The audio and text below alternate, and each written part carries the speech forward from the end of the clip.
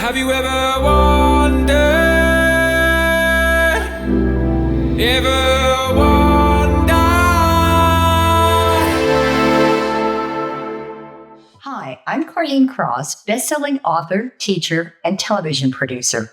Welcome to Have You Ever Wondered? Our first guest is beloved by people throughout the world. Gary Zukov's gentle presence, humor, and wisdom have endeared him to millions who seek to live more meaningful and purposeful lives. In 1979, The Dancing Woolly Monsters, an overview of the new physics, catapulted him into the public spotlight. It was the first popular press book to explore the crossroads of science and spirituality, and has been described as a timeless, humorous masterpiece, arguably the most widely acclaimed introduction to quantum physics ever written. It spent months on the New York Times bestselling list, winning the prestigious American Book Award for Science. It was followed by The Seat of the Soul, which captured the imagination of millions more, encouraging readers to become the spiritual authority in their lives and align their personalities with their souls. It was the #1 New York Times bestselling book for 31 months and remained on the New York Times bestseller list for 3 years. Through his 34 appearances on the Oprah Winfrey Show and 4 consecutive New York Times bestsellers, Gary has become internationally celebrated for his work that transcends cultural and religious boundaries. Millions of his books are in print in 24 languages. Since his first 2 works, he has written 6 more and co-authored another 4 with his wife and spiritual partner, Linda Francis. On a personal note, I read The Dancing Woolly Masters decades ago, and it helped revolutionize my worldview, realizing that science and spirituality were allies and not enemies. His subsequent works have challenged me to take charge of my spiritual journey and authentic power, and to live in harmony and reverence for life. His work has been important in my journey and certainly one of the impetuses for this podcast. I've always wondered if Gary was as kind and gracious as he appears to be in his public appearances. Through a series of events, I've gotten to know him and his wonderful assistant, Cynthia. They are both as genuine, lovely, and compassionate as I could ever hope to imagine. I am so honored to have Gary join me on my first episode of Have You Ever Wondered, as we discussed his latest book, Universal Human. So thank you, Gary, for being here. I'm so honored to have you. So I'm going to start right out. Your new book, Universal Human, is so fabulous. And one of the concepts I'd like to start out with is the idea that that you say the transformation of humanity is underway. And I know there are a lot of people out there that think, they feel sort of discouraged about things that are going on today in the world. But tell us why you say that there is a transformation going on and human consciousness is expanding. It's the transformation of human consciousness, Carleen, that is causing the things that are happening in the world, which are not new. There's just more of them: war, conflict, famine, pain, destruction, loss of life. All of those things have always been happening. They are the substance of human history for the most part until now. But they are accentuated now.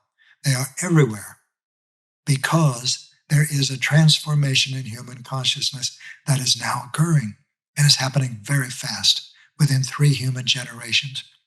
And within another 2 human generations, everyone will have this new consciousness. Now, to give you an idea of how fast is, the evolution of our old consciousness, which is limited to the 5 senses, took 300,000 years, 300 millennia. And this one is occurring within 3 human generations. That's faster than an eye blink. It's faster than a heartbeat in our previous evolutionary time. Now, the old consciousness is a consciousness that, as I mentioned, is limited to the five senses. That means if you are a five-sensory individual, if you can't smell or taste or touch or hear or see something, it doesn't exist for you. That's five-sensory perception. That's what's changing. That's what's changing in a big way. I believe people are becoming more intuitive then. They're more sensitive to the spirit, to the metaphysical world. Yes, absolutely.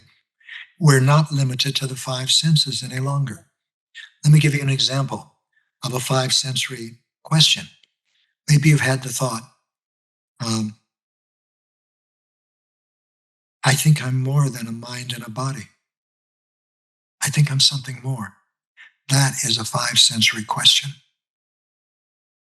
Or maybe you've thought sometime to yourself, I'm not sure that the world around me, the physical world, is random. I think there might be more to it.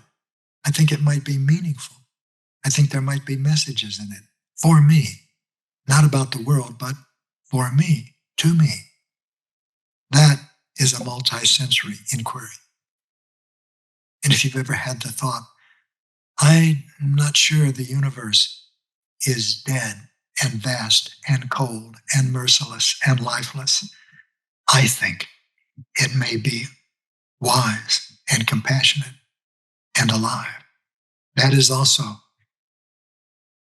a question that comes from the new consciousness. The old consciousness cannot produce questions such as this. So, as a result, we are standing now in a place that humans have never stood before. You might say that some of us are in the new consciousness and some of us in the old. There are more people that have the old consciousness now than have the new, because it's going to take about 3 generations for all of us to have the new consciousness. And one of those generations is here. Now, 2 more are coming. Exciting, isn't it? And you can see that in society. I think people are, and I love it in your books where you say, don't trust maybe doctrine or outside authority to discover this. It's inside. And so I see people turning inside for answers more now. They're more reticent to trust organizations or maybe even, organized religion to tell them how to grow spiritually. They're seeking those questions out themselves. I agree. And I want to say to everyone who's listening, I suggest that you not accept anything that I say as so simply because I say it. But instead, if you resonate with anything that I say, experiment with that. Get into your life and see what it produces when you experiment with it. And if you like what it produces, experiment some more. Experiment with your life. That's what you have it for. Yes. Now, the old That's consciousness. so empowering. It is. Everything about the new consciousness is empowering. Now I want to come back to what you said at the very beginning, which is some people don't understand this because there's so many things happening in the world, like division, like conflict, like collapse, like decay. All of our social structures are now disintegrating. Social structures like education, commerce, healthcare, all of them, because they are all built on the old consciousness and the understanding of power that was a part of the old consciousness. When an individual, or a species for that matter, is limited in its perception to the 5 senses, to what it can see and taste and touch and hear and smell, the only way it can understand power is as ability to manipulate and control. That is external power. That used to be good medicine for us. That used to be what enabled us to evolve, because we were a 5-sensory species evolving by surviving, and we survived by pursuing external power. Now we are becoming a multisensory species that evolves by growing spiritually and grows spiritually by creating a new kind of power. The old kind of power won't work anymore. On the contrary, it is now counterproductive to our evolution. It produces only violence and destruction. The pursuit of external power is toxic. It's poisonous to us now. And a new potential, a new understanding of power is part of the new consciousness. And that new understanding is power as the alignment of your personality with your soul. Now, your soul is that part of you that existed before you were born and will continue to exist after you die. To a five-sensory individual, the soul it's taught in Sunday school, but it's only talked about in terms of theology or maybe philosophy. But to multisensory humans, soul is real. Soul is real, and everything that you do in the Earth School, which is where we are now, it's a domain of time and space and matter and duality, serves the evolution of your soul. All of this is nonsense to a five-sensory individual. There's nothing in the experience of a five-sensory human that can relate to any of the things that I'm saying, but you can. And many of the people who are listening to this podcast can, because we are, call it multisensory now. The five senses together form a single sensory system, and their object of detection is physical reality. Now we are acquiring another sensory system. We are becoming multisensory, and we can look at what is happening around us and understand it from this new perspective. Our social structures are disintegrating. They're not just failing. They have no future. They are decaying, and they cannot be saved. They cannot be fixed because they're not broken. They're obsolete. Yes. And new So social those of us, I just, this sounds so beautiful as your description of authentic power that we have to move forward in this new world. And I would love to have you talk about in authentic power. What does that look like in a human being? Oh, that's the core question. Because our evolution now requires us to create authentic power. Multisensory perception, we don't have to create. It's a gift from the universe. All we have to do is use it. Authentic power is a potential. It doesn't automatically, so to speak, come with the new consciousness. We have to create it. Authentic power is the alignment of your personality with your soul. The intentions of your soul are harmony and cooperation and sharing and reverence for life. And when you align yourself, your personality, with those intentions, when they become your intentions, you begin to create authentic power. Say that there's basically two motivations in our life, and it's, fear is one, or love. And so how does a person in their everyday life try to move more towards that, towards love, and deal with all the things around them that make them afraid? That's the question. That's the question I'm here to answer and to discuss with you. You create authentic power by looking inside yourself and finding the parts of yourself that are not loving. For example, the parts of yourself that are jealous, a part of yourself that's jealous, or another part of yourself that's competitive, or another part of yourself that's resentful, or another that feels superior to everyone and entitled, and another that feels inferior to everyone and needing to please. Or look at any of your compulsions like perfectionism or workaholism. That comes from a part of your personality. Or any addictions that you have to food, drugs, sex, alcohol, gambling. All of these come from parts of your personality. In other words, your personality is not a single solid thing. It has many aspects. These are some of them. So we can put all of these aspects into one category, one basket, so to speak. We'll put a label on the basket. We'll call it fear. And all of these experiences in the basket of fear hurt when you experience them, when you look inside yourself. And we'll talk about how to do that. And if you act on them, they produce consequences that are destructive and painful. Because acting on them is the pursuit of external power. You're experiencing pain, emotional pain, and you're trying to relieve it by changing the world. That's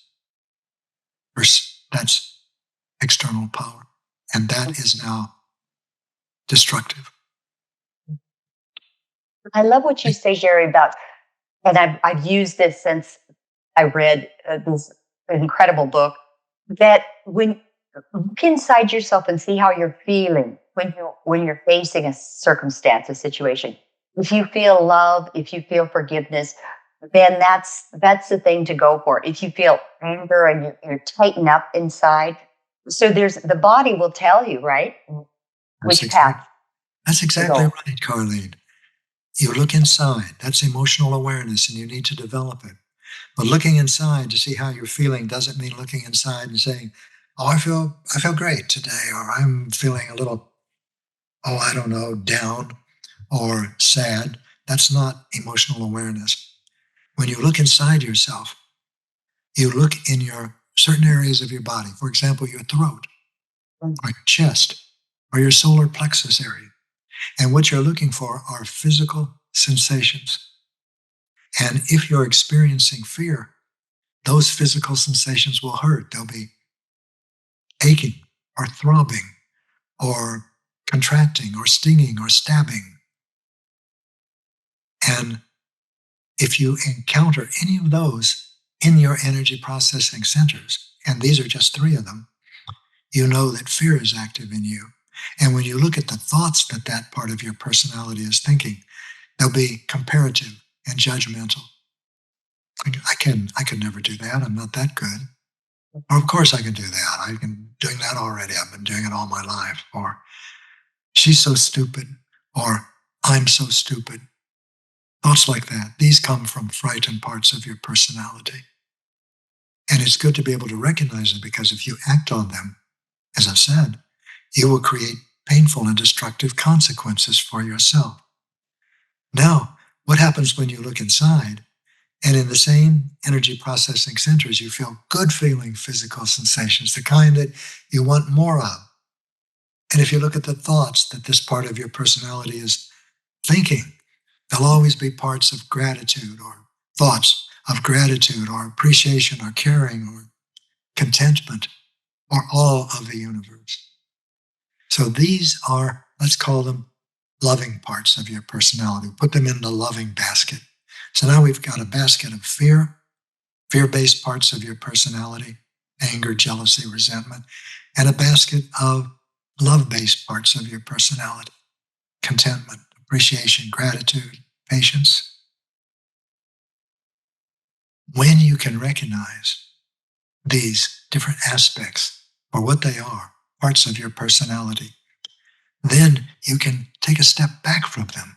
When one of them's active in you, you don't have to be immersed in it. You can step back just an arm's length and say, wow, that's a frightened part of my personality. And I don't have to act on it in this moment. I can act from a loving part, and then use your intention, use your willpower, use your volition, your will, to move your attention into a loving part of your personality, the best that you can, the one that you can most access if you can. Just grateful or appreciative, and act from that instead of the frightened part. When you do that, that's creating authentic power. That's it. That's where the rubber meets the road. And as you do that again and again and again, the frightened part will still be there. Eventually it will disappear, but it will still be there. You'll still feel the pain. You'll still see its thoughts, but you'll decide. It won't control you. It won't penetrate you the way it did before. It begins to roll off of you like water off the feathers of a duck. And you begin to move beyond the control of that part of your personality. That's creating authentic power. And when you discover love within you, instead of saying, wow, that was a good feeling experience, and then not remembering it the next day, note it, make a note, benchmark it, say, this came from a loving part of my personality. This is real. And remember it so that you can go back to it the next time you're in a frightened part of your personality and you want to put your attention in a loving part. And as you do this, the control of the frightened parts, the anger, the judgment, the resentment, all of those things begins to diminish. And more of the experiences of the loving part of your personality begin to come into your field of awareness. And that is creating authentic power. Creating authentic power. Pardon me? That's beautiful. It really, because I know when I have made those conscious decisions to follow the love rather than the fear, you do create inside your body a certain feeling. And if you try to remember what that's like the next time, it's like a habit almost that you enforce, and pretty soon it becomes more natural than it did at first. Exactly. Except there's a better word for it than habit. I would call it a meditation. As you develop, or a discipline. As you develop this discipline, call it a heartfulness meditation, creating authentic power, learning to distinguish within yourself at each moment between love and fear, and choosing love no matter what's going on inside of you or what's going on outside of you. For example, what's going inside of you may be despair, rage, hopelessness, depression, mania, resentment. And if any of that's going on inside of you, to choose love. And what's going on outside of you might be another 9/11 type event, or a natural catastrophe like the wildfires that are occurring every summer now on the West Coast, and in Italy, and in Russia, and in Hawaii now, as we know. Creating authentic power makes you the authority in your life, not the outside world. The world is not causing your emotional pain. The world is activating an internal dynamic, a dynamic inside you. And that dynamic is creating your emotional pain, the jealousy, the resentment, the competitiveness, the need to be admired. And when you look inward and change that internal dynamic, you're making a real change in your life, because that's permanent. That's real. That's creating authentic power.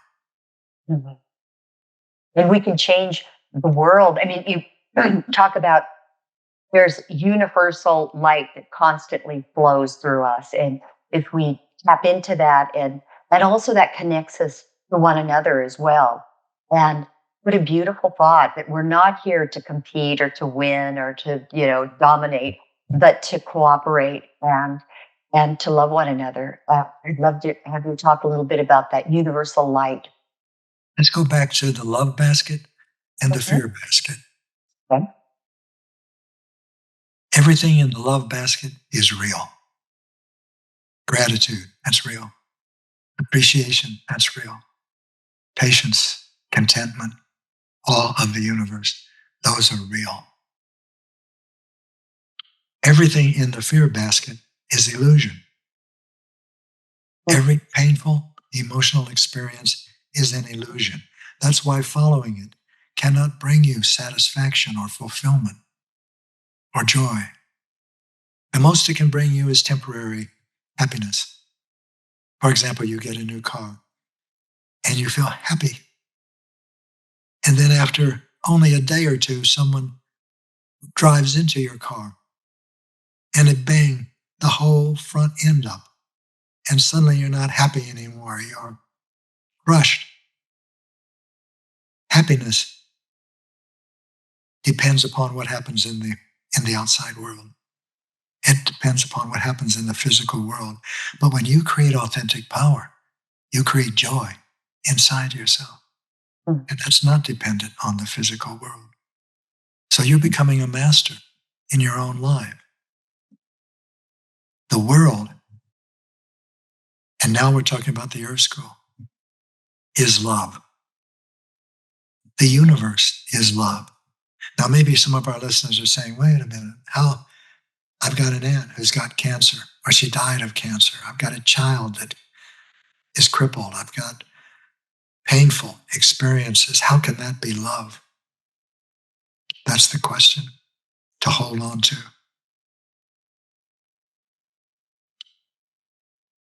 Have you ever heard or met maybe somebody that's had a disease like an experience like cancer?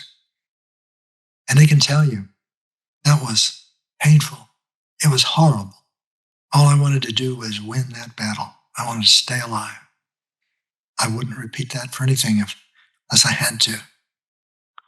And then that same person, 5 years and 4 years later, might tell you, I learned more from having cancer than anything else that's happened to me. It's changed me. I'm more present now. I appreciate life more, my life and the lives of other people. I like to be with people more.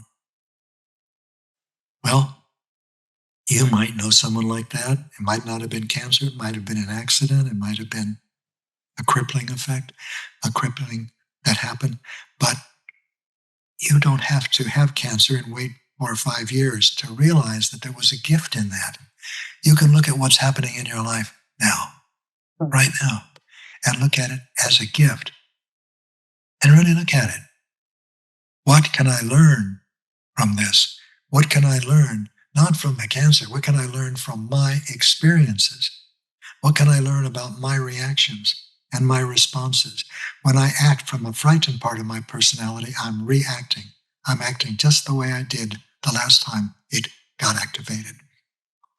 But when I'm acting from a loving part of my personality, it's because I'm aware that I'm looking at and experiencing a part of my personality and choosing to cultivate that, to remember it, to go back to it. That's creating authentic power. Everything in your life serves your spiritual development.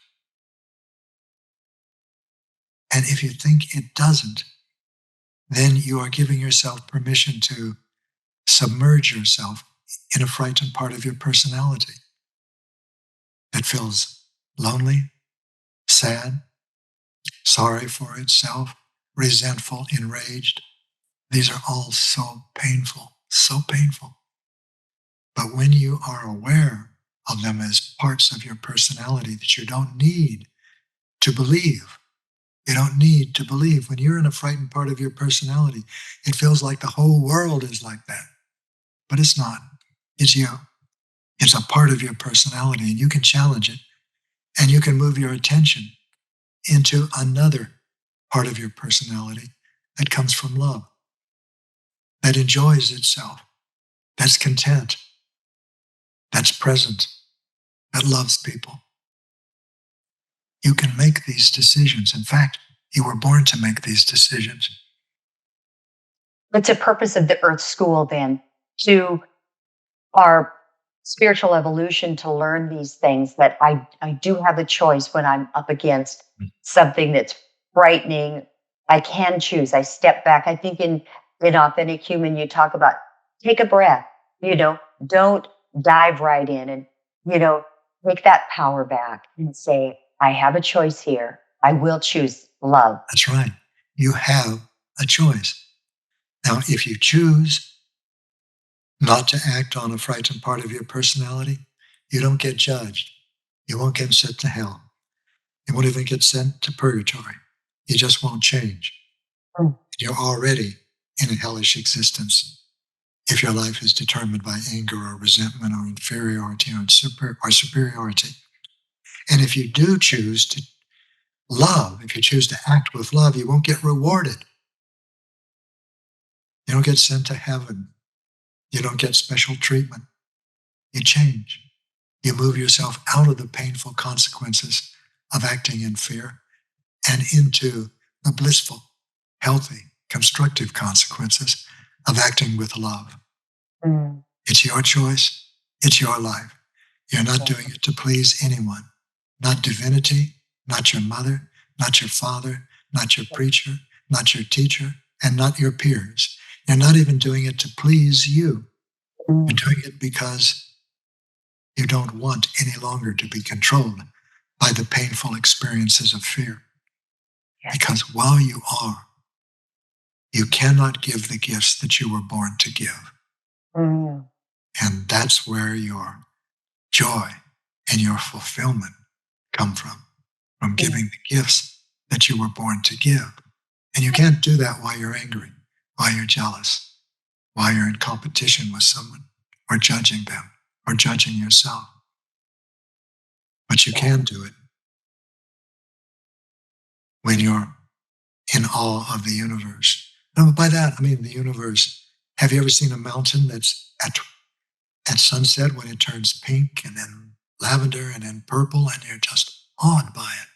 Or have you ever seen the ocean at sunset or sunrise or any time in between and been awed by the ocean and what's in it? That's a loving part of your personality. And when you're in a loving part of your personality, you can give the gifts you were born to give. In fact, they will call to you. That's a beautiful way to live. It just is so different than, I think, and I'm part of this too. Many of us go through life and we don't think about these things and we just sort of react. A situation comes to us, and instead of stepping back and asking, what am I going to choose here, love or fear? It's easy sometimes to just automatically choose fear. But this is a message that is just transformational to a person's life. It is. If you practice it, Yes, if you yes, experiment with it, just hearing yes, it isn't going to change you. yes, Only yes, you can. yes. Only you can change you. Yeah, that's right. So I have a question. I lost my son, years ago. He was a soldier in Afghanistan, and it was after that point in my life, it was difficult to really feel like I could ever be happy again or live again. And I know you've had a deep loss with Linda. And how have you been able to move move into joy again? To choose to and to create it. I'd be interested in your story, Carlene. That is a life-changing event. Yeah. A It was, life-changing event. Now the question is, in what direction did that change your life? And yeah. I think I know, because you have this beautiful podcast, and you're not. And It yes, took a while, it takes a while. You have to, I think, get your feet back on the ground. And another choice, as you talk about, Gary, I love your work because it's so empowering. You're able to say, we have circumstances come into our lives and we have choices. We can be angry or bitter, and that's part of fear as well. Or we can decide that, we're going to live from love and continue to grow and give. And yeah, I had to make that. It was an absolute choice. At one point, I remember deciding I can either choose to forgive or I can be angry forever, And so, yeah, it is a choice, like, you talk about. And it's empowering to know we have those choices, and we're not a victim of life. Mm. Yeah. And I'd like to share a perspective. You were talking about the loss of your son. And my beloved, my spiritual partner and my life partner for uh, 27 years, had a stroke. And her soul went home returned home to non-physical reality. That was about a year and a half ago. And it was an experience the experiences was one of a magnitude that I'd never encountered, never even thought could exist, and it was pure pain. And because I know so deeply that everything that happens to me in the earth school happens for my spiritual growth, I knew I made I made a resolution. I determined with every bit of my will not to squander this pain, not to distract myself from it, Oh, wow. not to do anything but experience it as fully as I could in exactly the ways that I was telling you in my different energy processing centers. And about 2 days later, I was sitting outside. I was watching the trees gently move in the breeze. And I realized that I don't have a reason for living anymore except to love people. Now, I might have said that before. I might have even thought that. I don't think so, but it could have happened. But now it's so. And I know, I feel that it happened because of that intention to use that pain.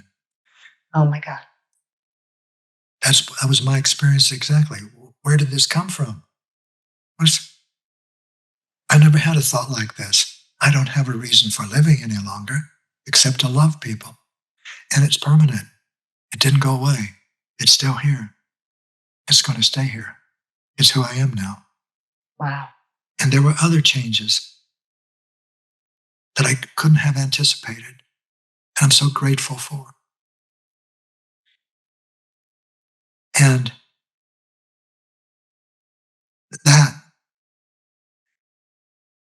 showed me that so much of what Linda and I had taught for almost 30 years is not only real, it is really real. Yeah. But you have to do it. Yeah.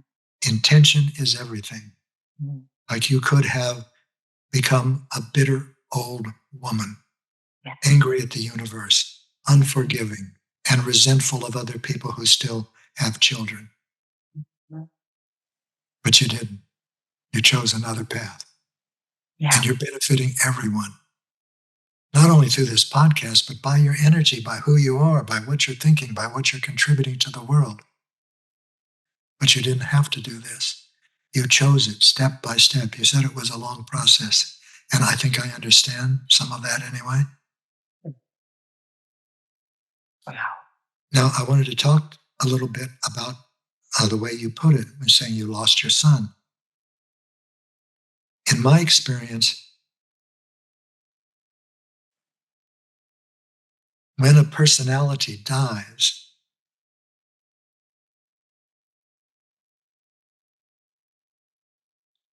it's done. It's gone. Linda's personality is gone, and it's not coming back, and neither is your son. You know that. But Linda didn't leave. It's a really interesting thing. If you look at your life, if you look at your birth as the incarnation of a part of the energy of a soul, that's that part I was talking about earlier that existed before you were born and exists after you die. And it incarnates, puts into a body a part of itself intentionally. And the parts that it wants to heal, so to speak, of itself, become what we're calling the frightened parts of your personality. Those are the parts that you can choose to change. And those parts of itself that are already aligned with itself, it lends to the journey through the Earth School as loving parts of your personality.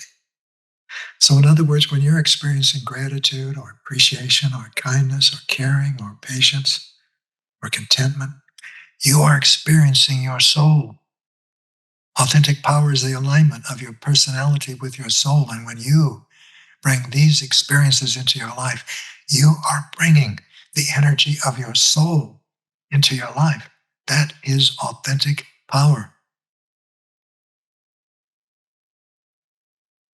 Remember that the next time you are feeling grateful, not because somebody did something for you, but because of your life, because of them, because they are, and you are grateful for the sun, for the earth, for the ocean, for your parents, not because of what they do for you, but because you are grateful.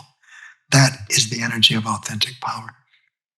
As you create authentic power, you are learning how to make that a stabilized, ongoing experience. The stabilized, ongoing experience of love, not for a person, or a thing, or an event, but love itself is authentic power. Just beautiful. It's so beautiful. So when someone says to me now, oh, my grandmother just died, or she passed on, or I lost her, I still have to resist this taught behavior of saying, oh, I'm so sorry. My condolences. And now I say, I'll celebrate her life with you. And Arlene, you should see the change Yes. of energy as that thought enters awareness. And it's a true thought. It's a true thought. So don't think that your son is elsewhere. His incarnation is gone. Linda's incarnation is gone. And I can't imagine what a soul looks like. No one can. But I do know that I love the body and the personality she had. I love the way she laughed. I love the way she looked. I love the way she walked. I love the way she dressed. I love the way she focused. I love the way that she connected with people. Everybody loved that. That's gone, that incarnation.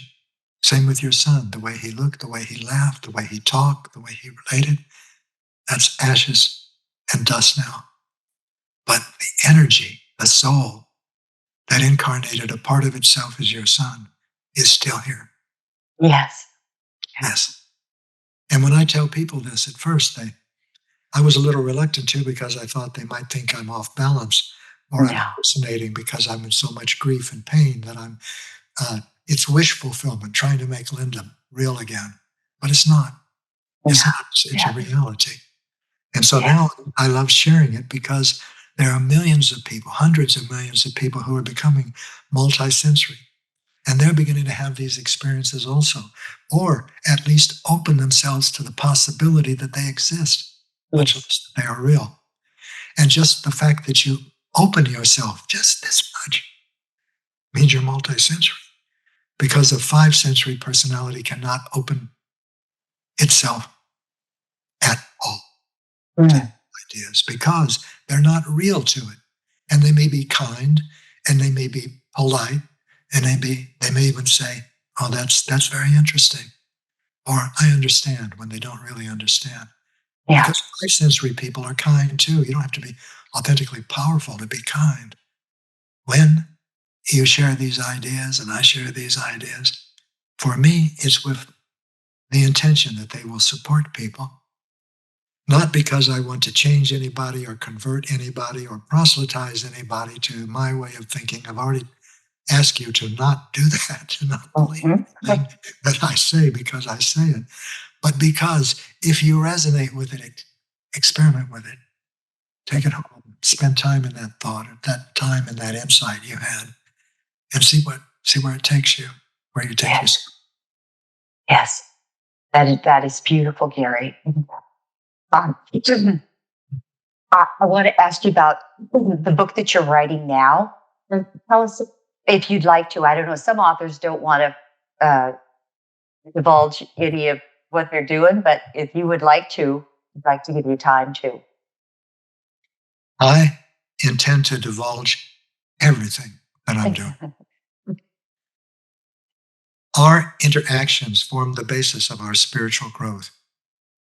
And you can't grow spiritually until you have the courage to enter into relationships. And even then, there are so many things that people don't share with one another. Mm. And they understand how to share and what to share in their own time and in their own way. They begin to realize that what they don't share generally comes from fear. It could come from love because they don't want to frighten someone else that they feel wouldn't understand.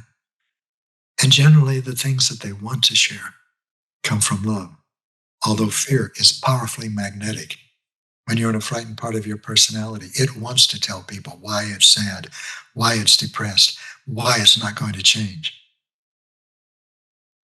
So the book that I'm writing now, what I decided I wanted to do was to write as honestly and with as much integrity as I could what I have experienced in my life, not a travelogue of my life. I've done interesting things. I know that. I grew up in Kansas. I could have wound up a 50-year-old man pushing a lawnmower trying to pay for a rent of a shack. I got a scholarship to Harvard as a young boy from Kansas. And it wasn't my brilliance. It was, they needed me at the time. They were transforming from a Eastern finishing school to a national university. And they needed someone from Pittsburgh, Kansas, valedictorian, president of the student council, governor of Boise State, with a tremendous recommendation from the most wonderful teacher in my life, Dan Toole, my debate coach. And so I got a scholarship to Harvard. And then I went into the Army. And I became a paratrooper. And then from there, I became a Green Beret officer. And I went to Vietnam. And I was a violent person. That means I was a very insecure person. I thought that being a Green Beret would bring me admiration. Or what I really wanted was love. And then I became a treasure hunter in the Florida Keys, diving. And then I moved to San Francisco and I loved it. And I stayed there for 13 years. And during that time, I wrote a book on quantum physics that won the American Book Award for Science. And then I wrote a book called The Seat of the Soul. And then someone I didn't know called me on the phone to introduce herself. And she said, would you like to be on my show? I've got one. Oprah Winfrey was her name. And so I was on the Oprah Winfrey Show. And now I was talking with Oprah to 10 to 12 million people a month about these things that we're talking about now, except I didn't know them as well then, Carlene. It's after Linda's soul returned home to non-physical reality that the richness that she brought into my life, that the love that we shared, as complete as that was, turns out now to be a step toward where we are now. And I want to share all of these things in this book that I'm writing now. And I don't know when I'll finish it. It's coming along much more quickly than I thought.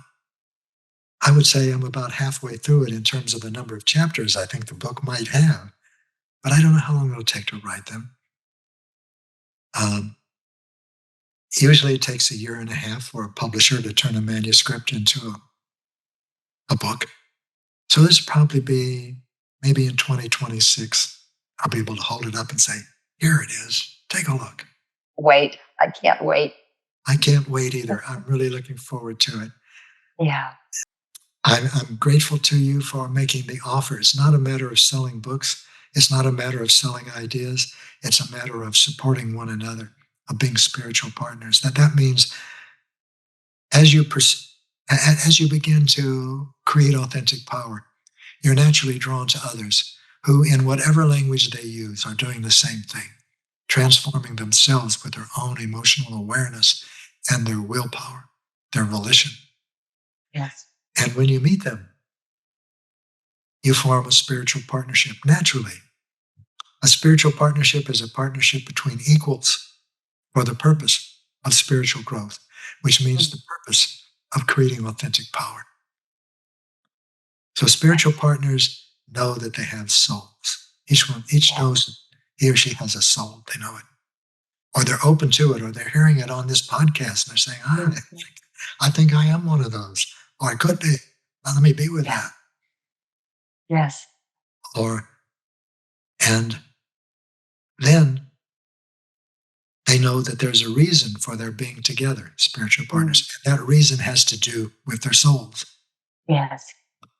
And they know that they cannot create authentic power for anyone else. They cannot create authentic power for each other. But they can support each other. Yes. Help each other create authentic power. And spiritual partnership doesn't just mean a couple's relationship. It can be you and children. It can be you and your spouse. It can be a team, a sports team. It can be any group of people that know that they are creating authentic power and that they want to. And what a beautiful message, Gary. I just, your books have been for so many transformational. I mean, when I tell people that I have the honor of having you on this podcast, without exception, everybody knows who you are and they've read The Seed of the Soul. Or, I mean, people, I wouldn't even, or The Dancing Lily Masters, or it goes on and on. Your beautiful books. And so you have made an incredible impact in this world. And I'm so grateful for you. I really, truly am. And I'm so thankful that you've given this time to us. I don't want to take any more of your time because I know you must be incredibly busy, but this has been a really beautiful time of sharing. Not too busy to talk about these things. I'm never too busy to talk about these. But I wanted to finish perhaps by going one step further about spiritual partnership. Spiritual partners are precious because they can help you grow spiritually. They can help you create authentic power. And friends can't. For example, when your son's soul, from my perspective, what I've been taught, what I've experienced is that when a personality dies, what that means, a more accurate way of saying it would be that a soul chooses to return home to non-physical reality. It discards an earth suit, something that it wore like a piece of clothing while it was incarnated on the earth. And a friend, now, even especially a 5-sensory friend, if you say that, I lost my son, they'll say, oh, I'm so sorry. Oh, I'm sorry. And I'll send you some flowers, or if they're really sensitive, they'll cook some food for you. But that's the best they can do, is to talk to the frightened parts of your personality, to try to make them feel better. But a spiritual partner won't do that at all. A spiritual partner will say, where are you feeling that? Is what you just said coming from love or coming from fear? Or they might say, are you talking about that part of your personality? Or are you talking from that part of your personality? They're saying things that will really help you become aware of the internal dynamics that are generating your experience, how to recognize them, how to use them and apply your volition to move yourself beyond the control of those that are painful and destructive, the frightened parts, that think they've lost something that can never be replaced. Well, that incarnation was unique. Just as you are unique, I am unique, and so is everyone listening or watching. But the soul, the energy, is much larger than the personality, than the incarnation, and that continues to exist. And spiritual partners know that. They're multisensory. And that doesn't mean they don't get angry. They don't get jealous. They don't lose control, which means get controlled by a frightened part of their personality, but they can recognize it and they can get back to challenging it by looking at what they're feeling inside of themselves and making another choice. And for me, the first choice I have to make when that happens to me is not to judge myself for doing it, because that's a frightened part of my personality too. Do you see what I mean? Yes, absolutely. There was an American psychologist named William James, who was one of my heroes. He did live about the time of Sigmund Freud, who's a very famous psychologist. But William James had heart. He really had heart. And he said, when you begin to develop spiritually, no wind can blow that does not fill your sails. Mhm. That's authentic power. That's it. You live it. You feel it. You are it. And what is left but gratitude and appreciation and caring and love and awe of the universe. Yes.